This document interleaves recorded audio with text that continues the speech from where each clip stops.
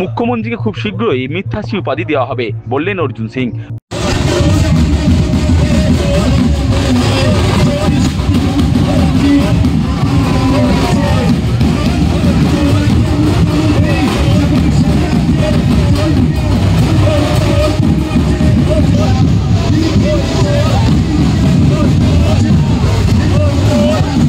মুখ্যমন্ত্রীকে খুব শীঘ্রই মিথ্যাশ্রী উপাধি দেওয়া হবে।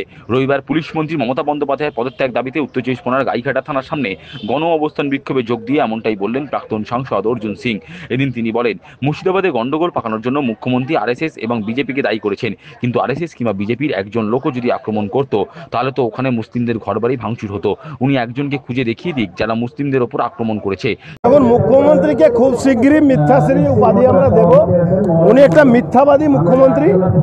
আরএসএস আর বিজেপির কথা বলছেন। একজনও আরএসএস বা বিজেপির লোকেরা যদি কাউন্টার করতো তাহলে কোনো না কোনো মুসলমানের ঘর বাড়ি ভাঙচুর হতো বা আগুন ধরানো হতো।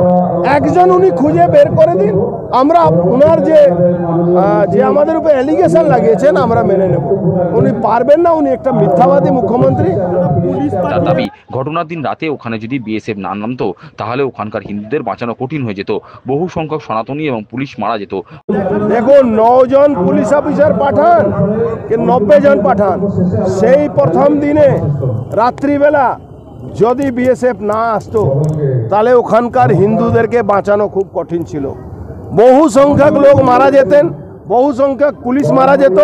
আমাকে ওখানকার অনেক পুলিশ অফিসার নিজস্ব আমাকে বলেছে কি আমরাও খুন হয়ে যেতাম যদি বিএসএফ অফিসাররা না থাকতো। প্রসঙ্গত এদিনের ব্রিগেড সমাবেশ থেকে মোহাম্মদ সেলিম বলেছেন, বাংলায় নিয়োগ নেই, গড়ে উঠছে না কলকারখানাও। এ প্রসঙ্গে বিজেপি নেতা অর্জুন সিং বলেন, বাম জামানা থেকে মমতা জামানা বাংলায় একই অবস্থা রয়ে গেছে। তার পরামর্শ, কমরেডরা আগে নো ভোট টু বিজেপি ভুলে গিয়ে একবার বিজেপিকে ক্ষমতায় আনুক, তাহলে কমরেডরা রাজনীতি করার সুবিধা পাবেন। বাংলায় নতুন করে কলকারখানা গড়ে উঠবে, সেখানে কমরেডরা চাকরি পাবেন। না, নিয়োগ নেই, কলকারখানা নেই তো সিপিএম জামানা থেকে শুরু করেছে, মমতা জামানা এখন পর্যন্ত একটাই চলছে।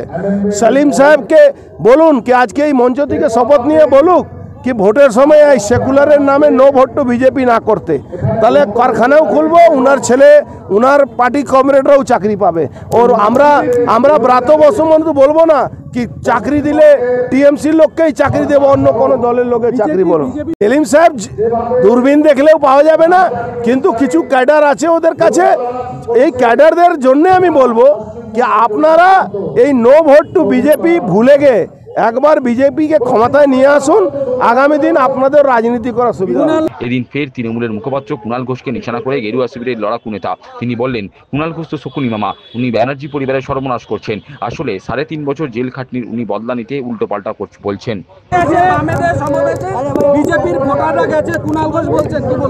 আরে কুণাল ঘোষ শকুনি মামা আছে, ও ব্যানার্জি পরিবারকে শেষ করার জন্য 3.5 বছর জেল খাটা বদলা নেওয়ার জন্য এইসব কথা বলে।